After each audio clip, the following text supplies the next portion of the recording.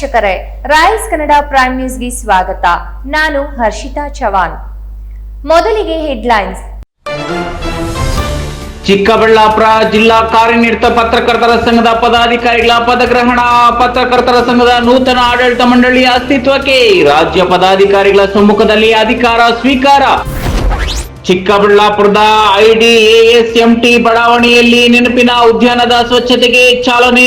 ವೃಕ್ಷಮಾತೆ ಸಾಲುಮರದ ತಿಮ್ಮಕ್ಕ ಸ್ಮರಣಾರ್ಥ ಗಿಡ ನೆಡೋ ಕಾರ್ಯಕ್ರಮ. ಉದ್ಯಾನ ಅಭಿವೃದ್ಧಿಪಡಿಸಲು ಎಂಜಿನಿಯರ್ಗೆ ಮನವಿ. ಈ ಸ್ವತ್ತು ವಿಲೇವಾರಿ ಅಧಿಕಾರ ಗ್ರಾಮ ಪಂಚಾಯಿತಿ ಅಧ್ಯಕ್ಷರಿಗೂ ನೀಡಿ ಆದೇಶ ಮಾಡಿದ ಸರ್ಕಾರ. ಈ ಸ್ವತ್ತು ನೀಡುವ ಕುರಿತು ಗ್ರಾಮ ಪಂಚಾಯಿತಿ ಅಧ್ಯಕ್ಷರಿಗೆ ತಾಲೂಕು ಪಂಚಾಯಿತಿ ಸಭಾಂಗಣದಲ್ಲಿ ತರಬೇತಿ. ವಾರ್ತೆಗಳ ವಿವರ. ಕಾರ್ಯನಿರತ ಪತ್ರಕರ್ತರ ಚಿಕ್ಕಬಳ್ಳಾಪುರ ಜಿಲ್ಲಾ ಸಂಘದ ಪದಾಧಿಕಾರಿಗಳ ಪದಗ್ರಹಣ ಕಾರ್ಯಕ್ರಮ ಇಂದು ಚಿಕ್ಕಬಳ್ಳಾಪುರ ಪತ್ರಕರ್ತರ ಭವನದಲ್ಲಿ ಅದ್ದೂರಿಯಾಗಿ ನೆರವೇರಿತು. ವಿವಿಧ ಹುದ್ದೆಗಳ ಒಟ್ಟು 25 ಮಂದಿ ಪದಾಧಿಕಾರಿಗಳು ಇಂದು ನಡೆದ ಕಾರ್ಯಕ್ರಮದಲ್ಲಿ ಪ್ರಮಾಣ ವಚನ ಸ್ವೀಕರಿಸುವ ಮೂಲಕ ಅಧಿಕಾರ ವಹಿಸಿಕೊಂಡರು.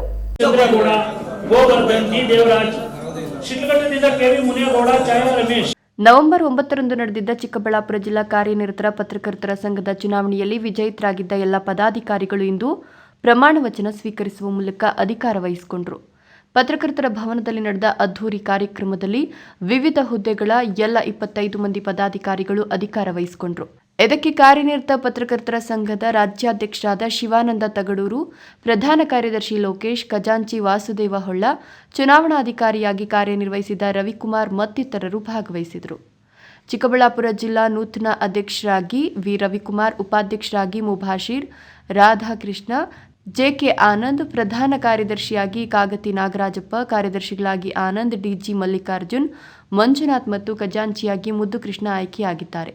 ಕಾರ್ಯಕಾರಿ ಸಮಿತಿ ಸದಸ್ಯರಾಗಿ ಕೆಪಿ ನವಮೋಹನ್, ಕುಮಾರಸ್ವಾಮಿ, ಗೋವರ್ಧನ್, ದೇವರಾಜ್, ಜಿಲಾನಿ, ಮಲ್ಲಪ್ಪ, ಛಾಯಾ, ರಮೇಶ್, ಚಂದ್ರೇಗೌಡ, ಮುನೇಗೌಡ, ಸುರೇಶ್, ರಾಜೇಶ್, ಜಗನ್ನಾಥ್ ರೆಡ್ಡಿ, ಆರ್ ಮಂಜುನಾಥ್, ಸಿಎಸ್ ರವಿಕುಮಾರ್, ಮಿಥುನ್ ಕುಮಾರ್ ಚುನಾಯಿತರಾಗಿದ್ದಾರೆ. ಇಂದು ನಡೆದ ಕಾರ್ಯಕ್ರಮದಲ್ಲಿ ಮಾತನಾಡಿದ ಕಾರ್ಯನಿರತ ಪತ್ರಕರ್ತರ ಸಂಘದ ರಾಜ್ಯಾಧ್ಯಕ್ಷ ಶಿವಾನಂದ ತಗಡೂರು, ಪತ್ರಕರ್ತರು ಪ್ರಾಮಾಣಿಕತೆ ಉಳಿಸಿಕೊಳ್ಳಬೇಕು, ಸದಸ್ಯರ ಹಿತಕ್ಕೆ ಸಂಘ ದುಡಿಬೇಕು, ಎಲ್ಲ ಪದಾಧಿಕಾರಿಗಳು ಸಂಘದ ಸದಸ್ಯರ ಹಿತಕ್ಕಾಗಿ ಶ್ರಮಿಸುವಂತೆ ಸಲಹೆ ನೀಡಿದರು. ಇನ್ನು ಚಿಕ್ಕಬಳ್ಳಾಪುರ ಸಂಘ ಆರ್ಥಿಕವಾಗಿ ಸದೃಢವಾಗಲು ನಿರ್ಗಮಿತ ಅಧ್ಯಕ್ಷರಾದ ಜಯರಾಮ್ ಅವರ ಶ್ರಮ ಅಪಾರವಾಗಿದೆ. ಅವರ ಶ್ರಮದಿಂದಾಗಿ ಇಡೀ ರಾಜ್ಯಕ್ಕೆ ಚಿಕ್ಕಬಳ್ಳಾಪುರ ಸಂಘ ಮಾದರಿಯಾಗಿದೆ ಎಂದರು. ಸದಸ್ಯತ್ವ ನೀಡುವ ವಿಚಾರದಲ್ಲಿ ಕಾರ್ಯನಿರತ ಪತ್ರಕರ್ತರಿಗೆ ಅನ್ಯಾಯವಾಗದಂತೆ ಜಾಗೃತಿ ವಹಿಸಿ ಆದಷ್ಟು ಕಾರ್ಯ ಮರೆತವರನ್ನು ದೂರ ಇಡಿ. ಸಂಘಕ್ಕೆ ಕಪ್ಪುಚಿಕ್ಕೆ ಬಾರದಂತೆ ಕಾರ್ಯನಿರ್ವಹಿಸುವಂತೆ ನೂತನ ಪದಾಧಿಕಾರಿಗಳಿಗೆ ರಾಜ್ಯಾಧ್ಯಕ್ಷರು ಸಲಹೆ ಕೊಟ್ಟರು.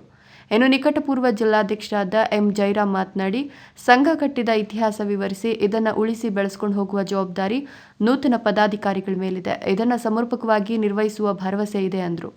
ಚಿಕ್ಕಬಳ್ಳಾಪುರ ಜಿಲ್ಲೆಯಾಗಿ ರಚನೆಯಾದ ದಿನದಿಂದ ಸಂಘದ ಅಭಿವೃದ್ಧಿಗಾಗಿ ಶ್ರಮಿಸಿದ್ದು, ಸಂಘ ಇಂದು ಸಮೃದ್ಧಿಯಾಗಿರಲು ಸಹಕಾರಿಯಾಗಿದೆ. ಸಂಘದಲ್ಲಿ ಇನ್ನೂ ಮಾಡಬೇಕಾದ ಕೆಲಸಗಳು ಬಹಳಷ್ಟಿದ್ದು, ಈ ನಿಟ್ಟಿನಲ್ಲಿ ನೂತನ ಪದಾಧಿಕಾರಿಗಳು ಪರಸ್ಪರ ಸಹಕಾರದೊಂದಿಗೆ ಮುನ್ನಡೆಯುವಂತೆ ಹೇಳಿದರು. ಈ ಸಂದರ್ಭದಲ್ಲಿ ನಿಕಟಪೂರ್ವ ಅಧ್ಯಕ್ಷರಾದ ಎಂ ಜಯರಾಮ್, ಪ್ರಧಾನ ಕಾರ್ಯದರ್ಶಿ ಬಾಲಕೃಷ್ಣ ಸೇರಿದಂತೆ ಇತ್ತೀಚೆಗೆ ಜಿಲ್ಲಾ ರಾಜ್ಯೋತ್ಸವ ಪ್ರಶಸ್ತಿ ಪಡೆದ ಪತ್ರಕರ್ತರನ್ನು ಗೌರವಿಸಲಾಯಿತು. ಮರಸನಹಳ್ಳಿ ನಾರಾಯಣಸ್ವಾಮಿ, ರಾಯಲ್ಸ್ ಕನ್ನಡ.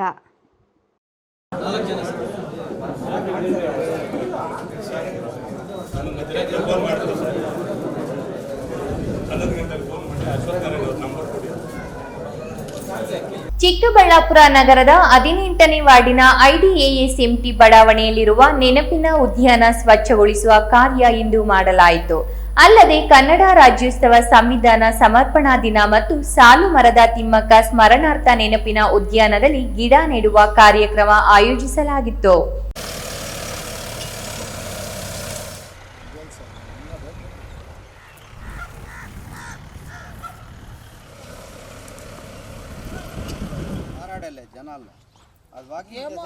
ಚಿಕ್ಕಬಳ್ಳಾಪುರದಲ್ಲಿರುವ ನಿವೇಶನ ರಹಿತ ಬಡವರಿಗೆ ವಿತರಣೆ ಮಾಡುವ ಉದ್ದೇಶದಿಂದ ಈ ಹಿಂದೆ ಒಟ್ಟು 36 ಎಕರೆ ಪ್ರದೇಶದಲ್ಲಿ ಬಡಾವಣೆ ನಿರ್ಮಾಣ ಮಾಡಲಾಗಿದೆ. ಅಲ್ಲದೆ ಒಟ್ಟಾರೆ ಬಡಾವಣೆಯಲ್ಲಿ 4 ಉದ್ಯಾನವನಗಳನ್ನು ನಿರ್ಮಿಸಲಾಗಿದ್ದು, ನಿರ್ವಹಣೆ ಕೊರತೆಯಿಂದ ಎಲ್ಲ ಉದ್ಯಾನವನಗಳು ಪಾಳು ಬಿದ್ದಿವೆ. ಆದರೆ ಚಿಕ್ಕಬಳ್ಳಾಪುರದಲ್ಲಿಯೇ ಅತಿ ದೊಡ್ಡದಾದ ಉದ್ಯಾನ ಎಂಬ ಹೆಗ್ಗಳಿಕೆಗೆ ಪಾತ್ರವಾಗಿರುವ ಈ ಉದ್ಯಾನವನ್ನ ನೆನಪಿನ ಉದ್ಯಾನ ಮಾಡಬೇಕು ಅಂತ ಈ ಹಿಂದೆ ನಗರಸಭೆ ಸಾಮಾನ್ಯ ಸಭೆಯಲ್ಲಿ ಅಂದಿನ ಉಪಾಧ್ಯಕ್ಷ ನಾಗರಾಜ್ ಮನವಿ ಮಾಡಿದ್ರು. ಇದಕ್ಕೆ ಸರ್ವ ಸದಸ್ಯರ ಒಪ್ಪಿಗೆ ಸಿಕ್ಕಿ ನೆನಪಿನ ಉದ್ಯಾನ ಅಭಿವೃದ್ಧಿ ಮಾಡಲು 20 ಲಕ್ಷ ಅನುದಾನವನ್ನು ಮೀಸಲಿಟ್ಟಿದ್ರು. ಈ ನಡುವೆ ನಗರಸಭಾ ಆಡಳಿತಾವಧಿ ಮುಗಿದ ಕಾರಣ ನೆನಪಿನ ಉದ್ಯಾನ ಅಭಿವೃದ್ಧಿ ಮತ್ತೆ ಮೂಲೆ ಗುಂಪಾಗುವ ಆತಂಕ ಎದುರಾಗಿತ್ತು.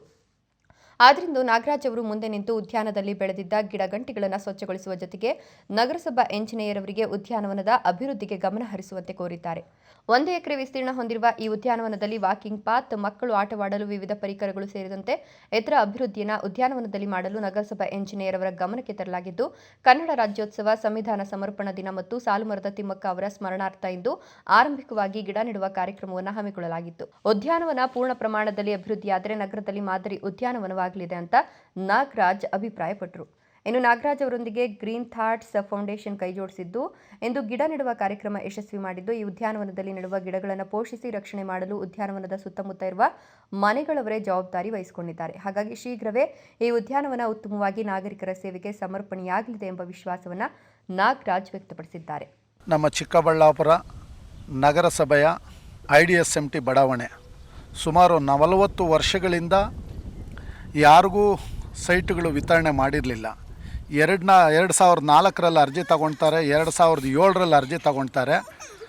ಎಲ್ಲರಿಗೂ ಲಾಟ್ರಿಗೆ ಹಾಕ್ತೀವಿ ಅಂದಾಗ ನಾನು ಕೋರ್ಟ್ ಮೊರೆ ಹೋಗಿದ್ದೆ. ಕೋರ್ಟಲ್ಲಿ ನಮ್ಗೆ ನ್ಯಾಯ ಕೊಟ್ಟು ನಿವೇಶನ ಯಾರಿಗೆ ಫಸ್ಟ್ ಅರ್ಜಿ ಹಾಕಿದಾರೋ ಅವ್ರಿಗೆ ಮೊದಲು ನಿವೇಶನ ಕೊಡಿ ಅಂತೇಳಿ ನಮ್ಮ ಉಚ್ಚ ನ್ಯಾಯಾಲಯ ಆದೇಶ ಕೊಟ್ಟಿದ್ದರಿಂದ ಆವತ್ತಿನ ದಿನಗಳಲ್ಲಿ ನಮಗೆ 2010ರಲ್ಲಿ ಸೈಟ್ಗಳಾಗಿ ಎಲ್ಲರಿಗೂ ಕೊಡೋವಂಥದ್ದಾಯಿತು. ಅದೇ ರೀತಿ 560ಕ್ಕಿಂತ ಹೆಚ್ಚು ನಿವೇಶನಗಳ ಬಡಾವಣೆ ಇದು. ಅಂಥ ಒಂದು ಜಾಗದಲ್ಲಿ ಆವತ್ತು ನಾವು ಕೋರ್ಟ್ಗೆ ಹೋಗಿದ್ದಕ್ಕೆ ಇವತ್ತು ಸುಮಾರು 300ಕ್ಕಿಂತ ಹೆಚ್ಚು ಮನೆಗಳು ಇವತ್ತು ನಿರ್ಮಾಣ ಮಾಡಿಕೊಂಡು ಇಲ್ಲಿ ಜೀವನ ಅವ್ರದ್ದೇ ಆದಂಥ ನಿಟ್ಟಲ್ಲಿ ಕಟ್ಕೊಳ್ತಾ ಇದ್ದಾರೆ. ಭಾಳ ಖುಷಿಯಾಗುತ್ತೆ. ಅದೇ ರೀತಿಯಲ್ಲಿ ಸುಮಾರು 4 ದೊಡ್ಡ ಬಡಾವಣೆಗಳಿದ್ದಾವೆ, ಯಾವುದು ಉದ್ಯಾನವನಗಳಿದ್ದಾವೆ. ಅಂಥ ಒಂದು ಉದ್ಯಾನವನಗಳು ಯಾವುದು ಒಂದನ್ನು ಕೂಡ ಅಭಿವೃದ್ಧಿಪಡಿಸಿಲ್ಲ. ಕಾರಣ ಇಲ್ಲಿ ಜೀವನ ಮಾಡೋವಂಥ ನಾಗರಿಕರು ಜನ ಅಂತ ತಿಳ್ಕೊಂಡಿದ್ದಾರೋ ಇಲ್ವೋ ಗೊತ್ತಿಲ್ಲ. ನಾನು ನಗರಸಭಾ ಸದಸ್ಯನಾದ ಮೇಲೆ ಅಟ್ಲೀಸ್ಟು ಒಂದಾದರೂ ಬಡಾವಣೆ ನಮ್ಮ ಅವಧಿಯಲ್ಲಿ ಮಾಡಬೇಕು, ಒಂದಾದರೂ ಉದ್ಯಾನವನ ಮಾಡಬೇಕು ಅಂಥೇಳಿ ಸುಮಾರು 4 ಸುತ್ತಲೂ ಮನೆಗಳಿರ್ತಕ್ಕಂಥ ಒಂದು ಬಡಾವಣೆ ಸುಮಾರು ವಿಸ್ತೀರ್ಣ 1 ಎಕರೆ ಇದೆ. ಅಂಥ ಒಂದು ಉದ್ಯಾನವನನ ನಾವು ಆಯ್ಕೆ ಮಾಡಿಕೊಂಡು ಅದ್ರಿಗೆ ಹೊಸ ಒಂದು ನಾಮಕರಣ, ಏನು ನೆನಪಿನ ವನ ಅಂಥೇಳಿ. ಉದ್ಯಾನವನ, ನೆನಪಿನ ವನ ಎರಡೂ ಒಂದೇ ಹೆಸರು. ಕಾರಣ ಉದ್ಯಾನವನ ಆದರೂ ಕೂಡ ವಾಕಿಂಗ್ ಪಾತ್ ಇರುತ್ತೆ, ಅದೇ ರೀತಿ ಮಕ್ಕಳ ಆಟ ಆಡೋದಿರುತ್ತೆ, ಅದೇ ರೀತಿ ಏನಾದರೂ ಸಣ್ಣ ಪಟ್ಟ ಕಲ್ಚರಲ್ ಪ್ರೋಗ್ರಾಮ್ ಮಾಡ್ಕೊಳ್ಳೋದಕ್ಕೆ ಒಂದು ಏನು ಡಯಾಸ್ ಎಲ್ಲ ಮಾಡಿಕೊಂಡು ಇಲ್ಲಿ ನಾಗರಿಕರು ಅದನ್ನು ಪೋಷಣೆ ಮಾಡೋವಂಥದ್ದನ್ನು ಅವ್ರ ಜವಾಬ್ದಾರಿ ಕೂಡ ಇರುತ್ತೆ. ಅದನ್ನು ಉದ್ಯಾನವನ ಅಂತೇಳಿ ಹೆಸರನ್ನ ಮತ್ತೊಂದು ನಾಮಕರಣ ನೆನಪಿನ ವನ ಅಂತ ಹೇಳಿದ್ರೆ ಕಾರಣ ಏನು ಅಂತ ಹೇಳಿದ್ರೆ ಇಲ್ಲಿ ಯಾರೂ ಅಧಿಕಾರಿಗಳು ಇನ್ನೊಬ್ಬರು ಮತ್ತೊಬ್ಬರು ಬಂದು ಗಿಡ ನೆಡೋ ಅಂಥದ್ದಿಲ್ಲ. ಇಲ್ಲಿ ಯಾರ್ಯಾರು ವಾಸ ಮಾಡ್ತಾ ಇರ್ತಾರೆ ಅಂಥವರು ಅವ್ರ ಮನೆಯಲ್ಲಿ ಯಾವುದೋ ಒಂದು ವಿಶೇಷ ಒಂದು ದಿನಗಳು ಬಂದಾಗ ಯಾರೋ ತಂದೆ ತಾಯಿದು ಒಂದು ಜ್ಞಾಪಕಾರ್ಥವಾಗಿ ಒಂದು ಗಿಡ, ಏನು ಹೂವಿನ ಗಿಡ ಇಡೋ ಅಂಥದ್ದು, ಒಂದು ಹಣ್ಣು ಬರೋ ಅಂಥ ಗಿಡ ಇಡೋ ಅಂಥದ್ದನ್ನು ಇಲ್ಲಿರೋರು ಮಾಡೋ ಅಂಥದ್ದನ್ನು. ಅದೇ ರೀತಿಯಲ್ಲಿ ಚಿಕ್ಕಬಳ್ಳಾಪುರದಲ್ಲಿ ಭಾಳಷ್ಟು ರಾಜಕಾರಣಿಗಳಿದ್ದಾರೆ, ಭಾಳ ಹೋರಾಟಗಾರರಿದ್ದಾರೆ. ಅಂಥವ್ರದ್ದೆಲ್ಲನೂ ವಿಶೇಷ ದಿನಗಳಿಗೆ ಬಂದೇ ಬರ್ತಾ ಇರ್ತವೆ. ಈಗ ಮೊನ್ನೆ ತಾನೇ ಕನ್ನಡ ರಾಜ್ಯೋತ್ಸವ ದಿನ ಬಂತು. ಇಷ್ಟನೇ ವರ್ಷ ಅಂಥೇಳಿ ಅದನ್ನ ನೆನಪಿಗೆ ಒಂದು ಗಿಡ, ಒಂದು ಹಣ್ಣು ಬಿಡೋ ಅಂಥ ಗಿಡ ಇಡೋದು, ಇಲ್ಲ ಹೂವಿನ ಗಿಡ ಇಡೋ ಅಂಥದ್ದನ್ನು ಮಾಡಬೇಕು. ಸಾಲುಮರದ ತಿಮ್ಮಕ್ಕ ಹೆಸರಲ್ಲಿ ಒಂದು ಗಿಡ, ಅದೇ ರೀತಿಯಲ್ಲಿ ಸಂವಿಧಾನ ದಿನ, ಈ ರಥ ವಿಶೇಷ ದಿನಗಳಲ್ಲಿ 1 ಎಕರೆಯಲ್ಲಿ ಯಾವುದೋ ಒಂದು ಜಾಗದಲ್ಲಿ ಹೂವಿನ ಗಿಡಗಳು ಇಟ್ಟಂಗೆ ಅದನ್ನು ಇಟ್ಟು ಪೋಷಣೆ ಮಾಡೋ ಅಂಥದ್ದು ಇಲ್ಲಿ ವಾಸ ಮಾಡೋವಂಥ ನಾಗರಿಕರ ಜವಾಬ್ದಾರಿ ಆಗಿರುತ್ತೆ. ಮರಸನಹಳ್ಳಿ ನಾರಾಯಣಸ್ವಾಮಿ, ರಾಯಲ್ಸ್ ಕನ್ನಡ.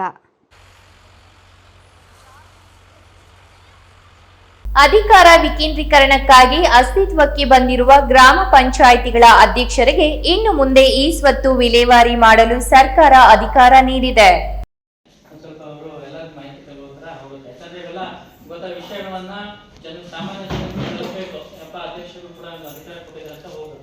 ಹೌದು, ಗ್ರಾಮೀಣ ಪ್ರದೇಶದಲ್ಲಿ ಮಿನಿ ಸರ್ಕಾರಗಳೆಂದೇ ಗುರುತಿಸಲ್ಪಟ್ಟ ಗ್ರಾಮ ಪಂಚಾಯಿತಿಗಳಿಗೆ ಈಗಾಗಲೇ ಅನೇಕ ರೀತಿಯ ಅಧಿಕಾರವನ್ನು ನೀಡಲಾಗಿದ್ದು, ಅದರ ಜೊತೆಗೆ ಸಾರ್ವಜನಿಕರಿಗೆ ತ್ವರಿತವಾಗಿ ನಿವೇಶನಗಳಿಗೆ ಅಥವಾ ಕಟ್ಟಡಗಳಿಗೆ ಸಂಬಂಧಿಸಿದಂತೆ ಈ ಸ್ವತ್ತನ್ನು ನೀಡಲು ಸರ್ಕಾರ ಅನೇಕ ಕ್ರಮಗಳನ್ನು ಕೈಗೊಂಡಿದ್ದು, ಅದರಲ್ಲಿ ಈ ಬಾರಿ ಗ್ರಾಮ ಪಂಚಾಯಿತಿ ಅಧ್ಯಕ್ಷರಿಗೆ ಸಹ ವಿಲೇವಾರಿಯ ಅಧಿಕಾರ ನೀಡಲಾಗಿದೆ. ಗ್ರಾಮ ಪಂಚಾಯಿತಿ ಅಧ್ಯಕ್ಷರಿಗಿರುವ ಅಧಿಕಾರ ಮತ್ತು ಗ್ರಾಮ ಪಂಚಾಯಿತಿ ವ್ಯಾಪ್ತಿಯಲ್ಲಿ ಸಂಪನ್ಮೂಲ ಕ್ರೋಢೀಕರಿಸಲು ಹಾಗೂ ತೆರಿಗೆ ವಸೂಲಿ ಮಾಡುವ ಸಲುವಾಗಿ ಅಗತ್ಯ ತರಬೇತಿ ನೀಡಲು ಸರ್ಕಾರ ಮುಂದಾಗಿದೆ. ಗ್ರಾಮ ಪಂಚಾಯಿತಿ ಅಧ್ಯಕ್ಷರಿಗಿರುವ ಅಧಿಕಾರ ಮತ್ತು ಗ್ರಾಮ ಪಂಚಾಯಿತಿ ವ್ಯಾಪ್ತಿಯಲ್ಲಿ ಸಂಪನ್ಮೂಲ ಕ್ರೋಢೀಕರಿಸಲು ಹಾಗೂ ತೆರಿಗೆ ವಸೂಲಿ ಮಾಡುವ ಸಲುವಾಗಿ ಅಗತ್ಯ ತರಬೇತಿ ನೀಡಲು ಸರ್ಕಾರ ಮುಂದಾಗಿದೆ. ಶಿಡ್ಲಘಟ್ಟ ತಾಲೂಕು ಪಂಚಾಯಿತಿಯ ಸಭಾಂಗಣದಲ್ಲಿ ತಾಲೂಕಿನ ವಿವಿಧ ಗ್ರಾಮ ಪಂಚಾಯಿತಿಗಳ ಅಧ್ಯಕ್ಷರಿಗೆ ಈ ಸ್ವತ್ತು ಅಭಿಯಾನದ ಬಗ್ಗೆ ತರಬೇತಿ ಕಾರ್ಯಾಗಾರವನ್ನು ಆಯೋಜಿಸಲಾಗಿತ್ತು. ಮಾಸ್ಟರ್ ಟ್ರೈನರ್ ತನ್ವೀರ್ ಅಹಮದ್ ಅವರು ಈ ಸ್ವತ್ತಿನ ಕುರಿತು ಸರ್ಕಾರ ಹೊರಡಿಸಿರುವ ಆದೇಶ ಮತ್ತು ಗ್ರಾಮ ಪಂಚಾಯಿತಿ ಅಧ್ಯಕ್ಷರಿಗಿರುವ ಅಧಿಕಾರ ಮತ್ತು ಜವಾಬ್ದಾರಿಗಳ ಕುರಿತು ಸಮಗ್ರವಾಗಿ ಮಾಹಿತಿಯೊಂದಿಗೆ ತರಬೇತಿ ನೀಡಿದರು. ಈ ಹಿಂದೆ ಈ ಸ್ವತ್ತು ನೀಡಲು 45 ದಿನಗಳನ್ನು ನಿಗದಿಪಡಿಸಲಾಗಿತ್ತು. ಈಗ ಕೇವಲ 15 ದಿನದೊಳಗೆ ಈ ಸ್ವತ್ತು ವಿತರಿಸಲು ಸರ್ಕಾರ ಆದೇಶ ಹೊರಡಿಸಿದ್ದು, ಸಾರ್ವಜನಿಕರು ಆನ್ಲೈನ್ ಮೂಲಕ ಅರ್ಜಿ ಸಲ್ಲಿಸಿದರೆ ಅದನ್ನು ಮೊದಲ 2 ದಿನಗಳು ಗ್ರಾಮ ಪಂಚಾಯಿತಿ ಕಾರ್ಯದರ್ಶಿಗಳು ಸಾರ್ವಜನಿಕರು ಸಲ್ಲಿಸಿದ ದಾಖಲೆಗಳನ್ನು ಪರಿಶೀಲಿಸಿ ಆನಂತರ ಗ್ರಾಮ ಪಂಚಾಯಿತಿ ಅಧ್ಯಕ್ಷರ ಲಾಗಿನ್ಗೆ ಕಳಿಸಬೇಕು. ಗ್ರಾಮ ಪಂಚಾಯಿತಿ ಅಧ್ಯಕ್ಷರು ಸಾರ್ವಜನಿಕರಿಂದ ಆನ್ಲೈನ್ ಮೂಲಕ ಸಲ್ಲಿಕೆಯಾಗಿರುವ ಅರ್ಜಿಗಳನ್ನು ಕಾನೂನಿನ ಚೌಕಟ್ಟಿನಲ್ಲಿ ಪರಿಶೀಲಿಸಿ 4 ದಿನದ ಒಳಗೆ ವಿಲೇವಾರಿ ಮಾಡಬೇಕು.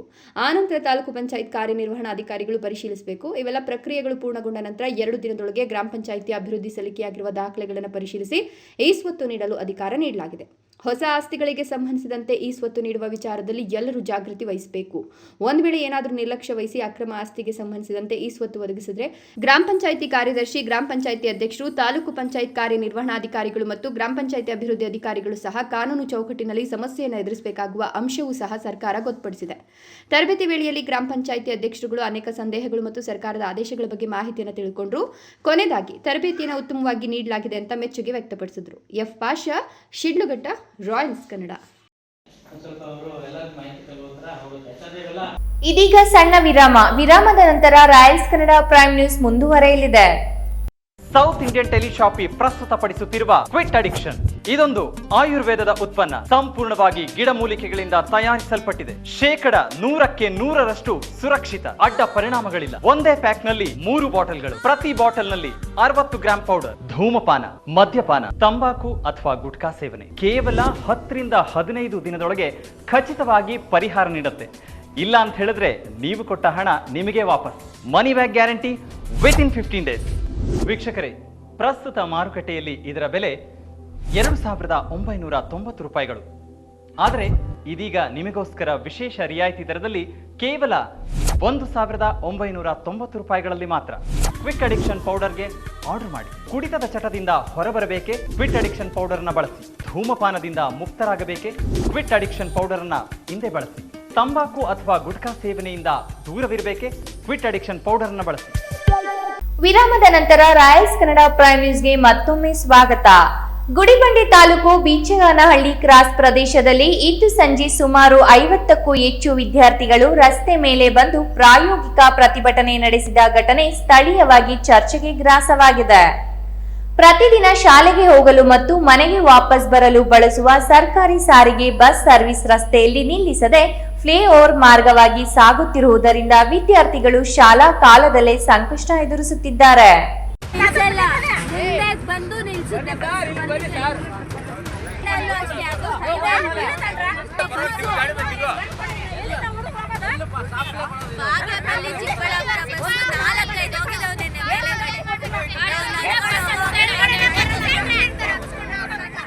ಗುಡಿಬಂಡೆ ತಾಲೂಕು ಬೀಚಗಾನಹಳ್ಳಿ ಕ್ರಾಸ್ ಪ್ರದೇಶದಲ್ಲಿ ಇಂದು ಸಂಜೆ ಸುಮಾರು 50ಕ್ಕೂ ಹೆಚ್ಚು ವಿದ್ಯಾರ್ಥಿಗಳು ರಸ್ತೆ ಮೇಲೆ ಬಂದು ಪ್ರಾಯೋಗಿಕ ಪ್ರತಿಭಟನೆ ನಡೆಸಿದ ಘಟನೆ ಸ್ಥಳೀಯವಾಗಿ ಚರ್ಚೆಗೆ ಗ್ರಾಸವಾಗಿದೆ.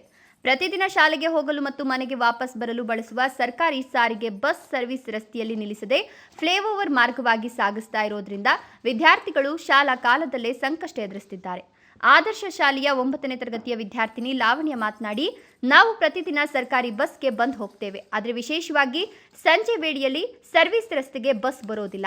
ಬಸ್ ಫ್ಲೈಓವರ್ ಮೇಲಿಂದ ಹೋಗ್ಬಿಡುತ್ತೆ. ಕೆಲವೊಮ್ಮೆ ಬಸ್ ಬಂದರೂ ನಿಲ್ಲಿಸದೆ ಹೊರಟು ಹೋಗ್ತದೆ. ಹೀಗಾಗಿ ನಾವು ನೋಡಿ ಕೊನೆಯಲ್ಲಿ ನಡೆದುಕೊಂಡೇ ಮನೆಗೆ ಹೋಗಬೇಕು ಅಂತ ಅಸಮಾಧಾನ ವ್ಯಕ್ತಪಡಿಸಿದ್ರು. ಹಾಗೂ ಮನೆಗೆ ತಲುಪುವ ವೇಳೆಗೆ ಸುಸ್ತಾಗ್ತೇವೆ. ಹೋಮ್ವರ್ಕ್ ಮಾಡಲು ಸಮಯ, ಮನಸ್ಸು, ಶಕ್ತಿ ಯಾವುದೂ ಉಳಿಯೋದಿಲ್ಲ. ಪರೀಕ್ಷೆಯ ಸಮಯದಲ್ಲಿ ಇದರಿಂದ ನಮಗೆ ತುಂಬಾ ಕಷ್ಟ ಆಗುತ್ತೆ. ಇತ್ತೀಚೆಗೆ ಈ ಭಾಗದಲ್ಲಿ ಚಿರತೆಯನ್ನು ಕಂಡಿದ್ದೇವೆ. ಹೀಗೆ ನಡೆದುಕೊಂಡು ಹೋಗೋದು ಹುಡುಗಿಯರಿಗೆ ಇನ್ನಷ್ಟು ಅಪಾಯ ಅಂತ ಅಳಲನ್ನ ಹಂಚಿಕೊಂಡ್ರು. ನನ್ನ ಹೆಸರು ಲಾವಣ್ಯ ಅಂತ. ನಾನು ಆದರ್ಶ ವಿದ್ಯಾಲಯದಲ್ಲಿ ಓದ್ತಾ ಇದ್ದೀನಿ, 9ನೇ ತರಗತಿ. ನಾವು ದಿನಾಗಲೂ ಗೌರ್ಮೆಂಟ್ ಬಸ್ಗೆ ಬರೋದು. ಒಂದೊಂದು ಸತಿ ಬಸ್ಸೇನೋ ಒಂದು ಬಸ್ಸು ಯಾವಾಗ ಎಲ್ಲರನ್ನೂ ಹತ್ತಿಸ್ಕೊಂಡು ಹೋಗುತ್ತೆ. ಆದರೆ ನಮ್ದೇನಾದರೂ ಸ್ಕೂಲಲ್ಲಿ ಲೇಟ್ ಆಗಿದೆ ಅಂದರೆ ಇನ್ನೊಂದು ಬಸ್ಸು ಹತ್ತಿಸ್ಕೊಂಡು ಹೋಗೋದೇ ಇಲ್ಲ ನಮಗೆ. ಅಂಥ ಟೈಮಲ್ಲಿ ಹುಡುಗಿರು ಜಾಸ್ತಿ ಪ್ರಾಬ್ಲಮ್ ಆಗುತ್ತೆ ನಮಗೆ. ಅಂಥದ್ದು ನೆನೆ ನಾವು ನಡ್ಕೊಂಡು ಹೋಗಿದ್ದೀವಿ. ನಾವೆಂಗಿರಬೇಕು? ಡಿಪೋ ಮ್ಯಾನೇಜರ್ಗೆ 4-5 ಸತಿ ಫೋನ್ ಮಾಡಿದ್ದೀವಿ, ಆದರೆ ಅವರು ಆನ್ಸರೇ ಮಾಡ್ತಿಲ್ಲ. ಇಲ್ಲ, ಫೋನ್ ಎತ್ತಲ್ಲ. ಕಂಡಕ್ಟ್ರು ಡಿಪೋಗೆ ಕಂಪ್ಲೇಂಟ್ ಕೊಡಿ, ಅವ್ರಿಗೆ ಫೋನ್ ಮಾಡಿ ಮಾತಾಡ್ಕೊಳ್ಳಿ ಅಂತಾರೆ. ಒಂದೊಂದು ಸತಿ ಏನೋ ಬಸ್ ಸ್ಟಾರ್ಟ್ ಮಾಡ್ಕೊಂಡು ಹಂಗೆ ಹೊಟ್ಟೋಗ್ತಿರ್ತಾರೆ, ಹತ್ತಿಸ್ಕೊಳೋದೇ ಇಲ್ಲ. ಹಿಂದೆ ಬಸ್ ಬರುತ್ತೆ ಅಂತಾರೆ. ನಾವು ಕಾಯ್ಕೊಂಡು ನಮ್ಗೆ ಅಲ್ಲೇ ಸುಸ್ತಾಗುತ್ತೆ. ಮತ್ತೆ ಹೋಮ್ವರ್ಕ್ಸ್ ಕೊಟ್ಟಿರ್ತಾರೆ ನಮಗೆ ಶಾಲೆಯಲ್ಲಿ. ನಾವೇನು ಬರೆಯೋದು, ಏನು ಓದೋದು ಎಕ್ಸಾಮ್ಸ್ ಟೈಮಲ್ಲಿ? ನೆಕ್ಸ್ಟ್ ಇಯರ್ ನಾವು 10th SSLC. ಇನ್ನು ನಾವು ಸರ್ಕಾರಿ ಬಸ್ ಚಾಲಕ ಹಾಗೂ ಕಂಡಕ್ಟರ್ಗಳಿಗೆ ಕೇಳಿದಾಗ ಡಿಪೋಗೆ ದೂರು ನೀಡಿ ಅಂತ ಹೇಳ್ತಾರೆ. ಆದರೆ ವಿದ್ಯಾರ್ಥಿಗಳು ಹಾಗೂ ಸ್ಥಳೀಯರು ಡಿಪೋ ಮ್ಯಾನೇಜರ್ಗೆ ಕರೆ ಮಾಡಿದಾಗ ಉತ್ತರ ಸಿಗ್ತಾ ಇಲ್ಲ, ಕರೆ ಸ್ವೀಕರಿಸ್ತಾ ಇಲ್ಲ ಅಂತ ಆರೋಪಿಸಿದ್ರು. ಸ್ಥಳೀಯರು ಹಾಗೂ ಪೋಷಕರು ಹೇಳೋದೇನೆಂದರೆ, ವಿದ್ಯಾರ್ಥಿಗಳ ಸಮಸ್ಯೆಯನ್ನು ಪರಿಹರಿಸಲು ತಕ್ಷಣ ಕ್ರಮ ಕೈಗೊಳ್ಳಬೇಕು. ಸರ್ಕಾರ ಮಕ್ಕಳ ಶಿಕ್ಷಣಕ್ಕೆ ಪ್ರೋತ್ಸಾಹ ನೀಡುತ್ತಿರುವಾಗ ಸಾರಿಗೆ ವ್ಯವಸ್ಥೆಯ ಬೇಜವಾಬ್ದಾರಿತನ ಶಾಲಾ ಹಾಜರಾತಿ ಮತ್ತು ಮಕ್ಕಳ ಭದ್ರತೆ ಮೇಲೆ ಪರಿಣಾಮ ಬೀರುತ್ತಿದೆ ಅಂತ ಕಳವಳ ವ್ಯಕ್ತಪಡಿಸಿದ್ರು.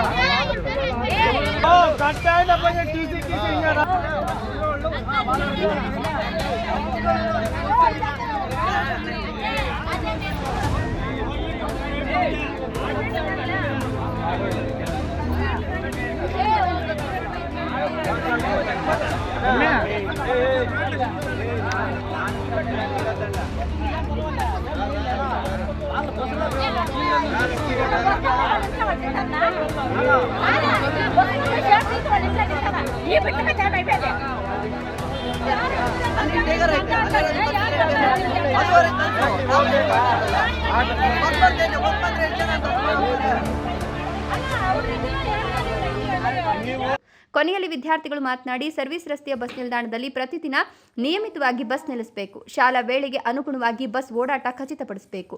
ಹೆಣ್ಣುಮಕ್ಕಳ ಸುರಕ್ಷತೆಯನ್ನು ಗಮನದಲ್ಲಿಟ್ಟುಕೊಂಡು ಹೆಚ್ಚುವರಿ ಸೌಲಭ್ಯ ಒದಗಿಸಬೇಕು ಅಂತ ಹೇಳಿದ್ರು. ಮಹೇಶ್, ಗುಡಿಬಂಡೆ, ರಾಯಲ್ಸ್ ಕನ್ನಡ. ಬಂದು ನಿಲ್ಸುತ್ತೆ.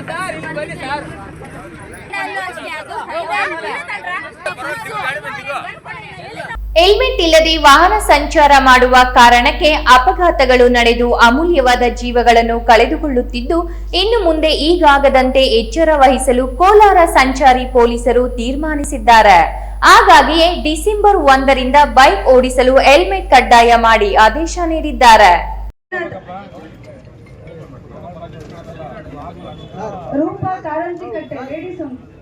ಕೋಲಾರ ನಗರದ ಸಂಚಾರಿ ಪೊಲೀಸ್ ಠಾಣೆಯಲ್ಲಿ ಸಾರ್ವಜನಿಕರಿಗೆ ದಾನಿಗಳ ಸಹಾಯದಿಂದ ಉಚಿತ ಹೆಲ್ಮೆಟ್ ವಿತರಣೆಯನ್ನು ಸಂಚಾರಿ ಪೊಲೀಸರು ಮಾಡಿದರು. ಮಾಲೂರು ತಾಲೂಕಿನ ಸಮಾಜ ಸೇವಕ ಲಿಂಗಾಪುರ ಕಿಟ್ಟಣ್ಣ ಅವರು ಉಚಿತವಾಗಿ ಬೈಕ್ ಸವಾರರಿಗೆ ಹೆಲ್ಮೆಟ್ ವಿತರಿಸಿದ್ದು, ಜಿಲ್ಲಾ ಪೊಲೀಸ್ ಇಲಾಖೆಯು ಕಟ್ಟುನಿಟ್ಟಿನ ಹೆಲ್ಮೆಟ್ ಕಡ್ಡಾಯಕ್ಕೆ ಲಿಂಗಾಪುರ ಕಿಟ್ಟಣ್ಣ ಸಾಥ್ ನೀಡಿದ್ದಾರೆ. ಸಂಚಾರಿ ಪೊಲೀಸ್ ಠಾಣೆ ಮುಂಭಾಗದಲ್ಲಿ ಸಾರ್ವಜನಿಕರಿಗೆ 100ಕ್ಕೂ ಹೆಚ್ಚು ಹೆಲ್ಮೆಟ್ ಅನ್ನು ಡಿವೈಎಸ್ಪಿ MH ನಾಗ್ತೆ ವಿತರಿಸಿದರು. ಇನ್ನು ಕುಟುಂಬಕ್ಕೆ ಆಸರೆಯಾಗಿದ್ದ ಏಕೈಕ ಪುತ್ರನನ್ನ ಬೈಕ್ ಅಪಘಾತದಲ್ಲಿ ಕಳೆದುಕೊಂಡ ಲಿಂಗಾಪುರ ಕಿಟ್ಟಣ್ಣ ಮಗನ ಹೆಸರಿನಲ್ಲಿ ಪ್ರತಿ ವರ್ಷ ಪುಣ್ಯತಿಥಿಯೊಂದು ಹೆಲ್ಮೆಟ್ ವಿತರಣೆ, ರಕ್ತದಾನ ಶಿಬಿರ, ವಿದ್ಯಾರ್ಥಿಗಳಿಗೆ ಪುಸ್ತಕ ವಿತರಣೆ ಸೇರಿದಂತೆ ಹಲವು ಸಾಮಾಜಿಕ ಸೇವಾ ಕಾರ್ಯಕ್ರಮಗಳನ್ನು ಹಮ್ಮಿಕೊಳ್ಳುತ್ತಿದ್ದಾರೆ. 7 ವರ್ಷದಿಂದ 10,000ಕ್ಕೂ ಹೆಚ್ಚು ಹೆಲ್ಮೆಟ್ ವಿತರಿಸಿದ್ದು, ತಮ್ಮ ಮಗ ಅಂದು ಹೆಲ್ಮೆಟ್ ಹಾಕೊಂಡು ಹೋಗಿದ್ರೆ ಬದುಕ್ತಿದ್ದ. ನಮ್ಮ ಮಗನನ್ನು ಕಳೆದುಕೊಂಡು ನಾವು ಅನುಭವಿಸ್ತಿರುವ ನೋವು ಯಾವ ತಂದೆ ತಾಯಿಯೂ ಅನುಭವಿಸಬಾರದು ಅಂದರು. ಪ್ರತಿಯೊಬ್ಬರು ಹೆಲ್ಮೆಟ್ ಧರಿಸಿ ಚಾಲನೆ ಮಾಡಿ ಪೊಲೀಸರ ಕಾರ್ಯಕ್ಕೆ ಸಹಕಾರ ನೀಡಬೇಕು ಅಂತ ಲಿಂಗಾಪುರ ಕಿಟ್ಟಣ್ಣ ಮನವಿ ಮಾಡಿದರು. ಡಿಸೆಂಬರ್ 1ರಂದು ಹೆಲ್ಮೆಟ್ ಕಡ್ಡಾಯವಾಗಿದೆ. ರೂಲ್ಸ್ ಬ್ರೇಕ್ ಮಾಡಿದ್ರೆ ಪೊಲೀಸರು ಕ್ರಮ ಕೈಗೊಳ್ಳುವುದು ಗ್ಯಾರಂಟಿ. ನಿಮ್ಮ ಸುರಕ್ಷತೆಗಾಗಿ ಹೆಲ್ಮೆಟ್ ಕಡ್ಡಾಯ ಮಾಡಲಾಗಿದೆ. ಸಾರ್ವಜನಿಕರು ಸಹಕಾರ ನೀಡಬೇಕು ಅಂತ ಡಿವೈಎಸ್ಪಿ MH ನಾಗ್ತೆ ಮನವಿ ಮಾಡಿದರು.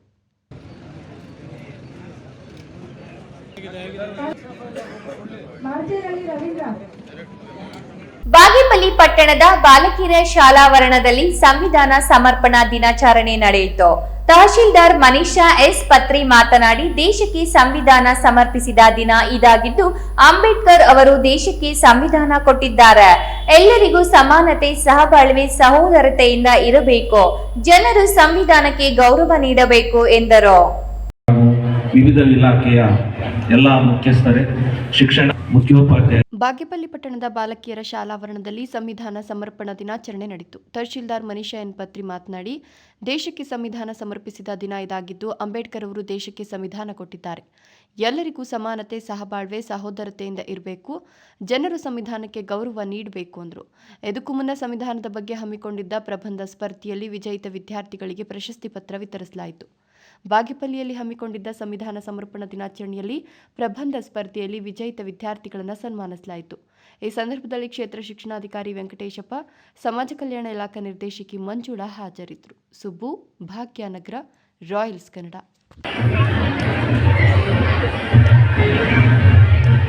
ದೊಡ್ಡಬಳ್ಳಾಪುರ ನಗರದ ರಂಗಪ್ಪ ಸರ್ಕಲ್ನಲ್ಲಿರುವ ಶಿರ್ಡಿ ಸಾಯಿಬಾಬಾ ಮಂದಿರದಲ್ಲಿ ಕಳೆದ ರಾತ್ರಿ ಕಳ್ಳರ ಕೈಚಳಕ ಕಂಡುಬಂದಿದೆ. ಉಂಡಿ ಕಳ್ಳತನವಾಗಿರುವ ಘಟನೆ ಇಂದು ಬೆಳಗ್ಗೆ ಬೆಳಕಿಗೆ ಬಂದಿದೆ. ದೊಡ್ಡಬಳ್ಳಾಪುರ ನಗರದ ರಂಗಪ್ಪ ಸರ್ಕಲ್ನಲ್ಲಿರುವ ಶಿರಡಿ ಸಾಯಿಬಾಬಾ ಮಂದಿರದಲ್ಲಿ ಕಳೆದ ರಾತ್ರಿ ಕಳ್ಳರ ಕೈಚಳಕ ಕಂಡುಬಂದಿದೆ. ಹುಂಡಿ ಕಳ್ಳತನವಾಗಿರುವ ಘಟನೆ ಇಂದು ಬೆಳಕಿಗೆ ಬಂದಿದೆ. ದೇವಾಲಯದ ಮುಖ್ಯ ಬಾಗಿಲಿಗೆ ಅಳವಡಿಸಿದ್ದ ಬೀಗ ಮುರಿದು ಒಳನುಗ್ಗಿರುವ ಕಳ್ಳರು ಕಬ್ಬಿಣದ ಹುಂಡಿ ಮುರಿದು ಕಾಣಿಕೆ ಕದಿಯಲು ಯತ್ನಿಸಿದ್ದಾರೆ. ಆದರೆ ಅದು ಸಾಧ್ಯವಾಗದ ಕಾರಣ ಸಮೀಪದಲ್ಲೇ ಇದ್ದ ಸ್ಟೀಲ್ ಮತ್ತೊಂದು ಹುಂಡಿಯನ್ನು ಮುರಿದು ಸುಮಾರು 40,000 ಮೌಲ್ಯದ ಕಾಣಿಕೆ ಕದ್ದು ಪರಾರಿಯಾಗಿದ್ದಾರೆ ಅಂತ ಉನ್ನತ ಮೂಲಗಳಿಂದ ತಿಳಿದುಬಂದಿದೆ.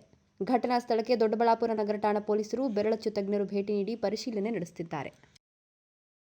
ಇದೀಗ ಕೊನೆಯದಾಗಿ ಮತ್ತೊಮ್ಮೆ ಮುಖ್ಯಾಂಶಗಳು. ಚಿಕ್ಕಬಳ್ಳಾಪುರ ಜಿಲ್ಲಾ ಕಾರ್ಯನಿರತ ಪತ್ರಕರ್ತರ ಸಂಘದ ಪದಾಧಿಕಾರಿಗಳ ಪದಗ್ರಹಣ. ಪತ್ರಕರ್ತರ ಸಂಘದ ನೂತನ ಆಡಳಿತ ಮಂಡಳಿಯ ಅಸ್ತಿತ್ವಕ್ಕೆ ರಾಜ್ಯ ಪದಾಧಿಕಾರಿಗಳ ಸಮ್ಮುಖದಲ್ಲಿ ಅಧಿಕಾರ ಸ್ವೀಕಾರ. ಚಿಕ್ಕಬಳ್ಳಾಪುರದ IDASMT ಬಡಾವಣೆಯಲ್ಲಿ ನೆನಪಿನ ಉದ್ಯಾನದ ಸ್ವಚ್ಛತೆಗೆ ಚಾಲನೆ. ವೃಕ್ಷಮಾತೆ ಸಾಲು ಮರದ ತಿಮ್ಮಕ್ಕ ಸ್ಮರಣಾರ್ಥ ಗಿಡ ನೆಡೋ ಕಾರ್ಯಕ್ರಮ.